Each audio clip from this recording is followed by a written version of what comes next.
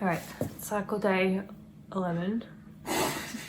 It's like we're in prison and we're like, or like on a deserted island when they're like, I need to do the day I need to do 7. the marks on the wall.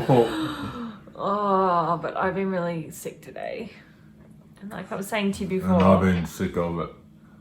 I'm just sick of being sick. I'm so tired of being sick. I've been sick for nearly 2 years now. So poor me. But in saying that, we're really positive about that. Actually, we were talking about this today, right? Yeah. We were talking about how this probably will be one of the more challenging periods of our life, but it's also been one of the best periods of our life. And we were talking the other day about how we try to be positive with the infertility experience because it's like, well, may as well be positive. But we also really don't discount just the horrible trauma. We do spend a lot of time just talking through But just the horrible trauma that people are going through, yeah. We talk through it, yeah. And there's parts of the trauma that we haven't experienced or will hopefully never experience. Yeah. And people are just... So I guess I was thinking about the fact that we're positive throughout this is not in any way trying to... Yeah, we're not discounting anyone's experience or anything like that. But, and even our own. I mean, there's been times when this has just been horrible. Yeah. But that's the reason why you have to try and make the best of it when you can. Right? Well, I guess you get two choices. You can go either way, but the thing is, like, you've still got to. I guess you've still got to experience where you're at. Yeah. And we've had lots of other great discussions this week, IVF discussions this week, which I really wish we'd filmed, because one of them was about when Jon should ejaculate. We had a conversation about that. When would be the best time? How should we execute that? What's the best way? That was a good conversation. Laura was worried about that. I was worried about that. I just said, don't worry, I've got it. He's had some practice. He's got it under control. I said, don't worry. And then she started trying to make herself feel. I said, I've I'm told you. I can help. It's What? okay.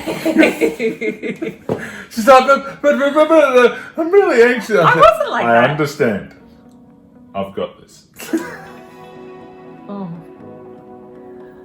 Yeah, that was a good one. What was the other talk? We had another conversation when we were standing over there. What was that one about? We've been talking about this pretty non-stop. We're pretty riled up at the moment because things are getting a little bit intense for us. And we used to make it that we would always put on the camera when we would talk, but that's just overflowed now into the rest of our life. It's pretty all-consuming. Yeah. You nervous? I don't know whether I call it a I'm excited. Heightened. At the end, in anticipation. I feel heightened, like everything's a little bit exaggerated. A little elevated. I feel a little bit unresourced for what I have to deal with right now because my defenses are quite low because of the hormones and drugs.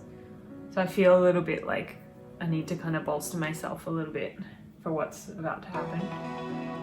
I'm just so tired. But I'm also like, you know when your body's tired but your brain's not, and so you're just bored as well. We've literally talked about it. We are in a bubble. Even the cat doesn't know. We just didn't want to have to deal with the... Yeah. For people who share a lot, we have to protect our hearts.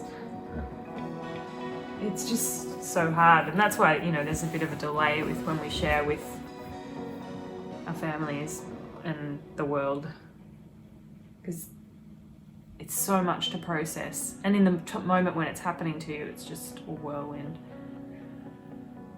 And when because I think the thing people forget about fertility treatment is a very physical experience. At the same time as you're dealing with all these emotions, you're dealing with all this physical symptoms as well. And there's the added bonus for Laura and I that we're both going in on the same day, so we're both going to be on our own in our own little places. Yeah, I mean, so many people are alone right now with coronavirus, having to deal with these appointments and whatever on their own, And Yeah, and even just one of the conversations we've had recently was just trying to organise how we were going to deal with transport on the day of our surgeries, because we both have to have surgery at the same time. Yeah. I was saying to John, I said, you can drop me at the hospital in the and morning. then come home, and then our friend will drop you at the hospital. Or no, you can drive yourself to the hospital, and then our friend will come pick me up, and then I can come pick you up, and we can just pick up the car from the car park. And he's like, you're not driving. And I'm like, I could do it. Yeah. And he's like, no, you're not driving. Yeah. She can barely scratch herself. I don't know, I put it on a little bit. No. But that is a legitimate thing that we have to work out. And that is an interesting thing if you are trying to be private about fertility treatment and the hospital requires somebody to pick you up and take you home. How do you do that? Because you can't, when you're both having surgery at the same day, you can't actually be private. You do need help. Especially with COVID. Right. Yeah. Ugh. So we've had some conversations this week. I think we've got it sorted out. I have this thing where I think the more I talk, the more I'm going to be able to influence the outcome. No, she hasn't influenced any of the outcomes. I have today. so. Not with talking. No. Okay, I'm stalling now. I don't want to have my injection. Well, I gotta get on a Zoom call.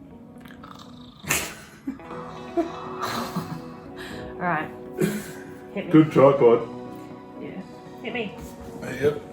Actually, I think I've iced the wrong bit. There's a bruise there.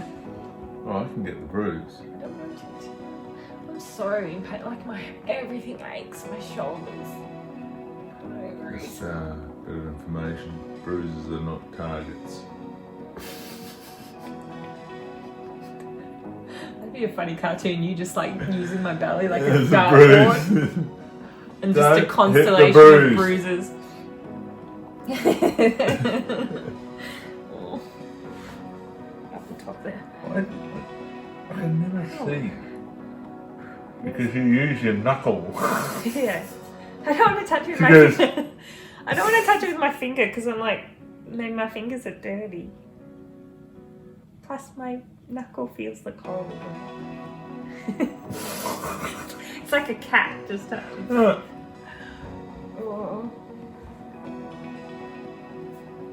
Okay, that was a little bit rambunctious how you pulled that out there. Don't. So you're gonna like make a video about how when you're gonna ejaculate before your Oh surgery? yeah, that'd be a good video, wouldn't it? Well, this is the thing. These are the things that people want to know. Oh. I don't want any more drugs in my body. No, that's the same spot. No, I do go to the same spot.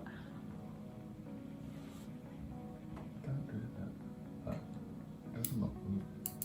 I'm not good. Shut your...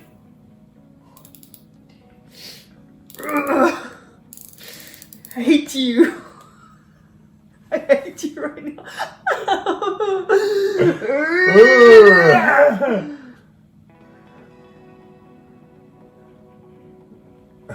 In my head, I just went through all the scenarios in our life where I would get to inflict pain on you, and I couldn't think of one that didn't involve like your ultimate death or something. So I decided not to say that Wow. out loud because I'm I like, bet that's, you just did. but You just I said it wish out there was a loud. way that I could do to you what you've done to me. Like what you've done to me.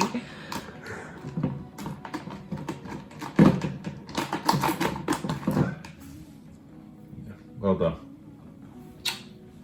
Hate you. Hey, me. Could you get some balls, please? Oh, you've got balls. I don't mean it. Yeah. Does that offend you when people like What's that? say things like "grow some balls"? Well, I know it's not true, What? for one. What? That's not true. I don't know what they're talking about. What do you mean? I've only got one. No, but when they use that as a way to be like, it's like a real man has balls kind of thing, does that offend you? No, No. not at all. Yeah. Not at all. Yeah. All right, I think that's the end of injections for tonight. Yeah. I have another scan tomorrow. The first scan showed basically nothing, but that's Debris. good. It was a war really- zone. Yeah, it was a battlefield in my ovaries, and a crime scene in my pants. Oh. Oh, yeah. So I'm hoping tomorrow's scan shows some juicy follicles because it is amazing. I'm just holding on to being grateful for the fact that even though we messed with my cycle, took the pill, all that kind of stuff, that everything looks pretty much normal. Of course, I was hoping that it would be ridiculously, amazingly better, but the fact that things look normal, that's Day 12. Day 13. 9, 10, 11. Okay, I'm going to bed now because I feel like rubbish. But you always pick me up and let me down. We're spinning around, losing our minds. Damned if we do, damned if we don't, damned if we give in what we want. And I always pick you up and let you down.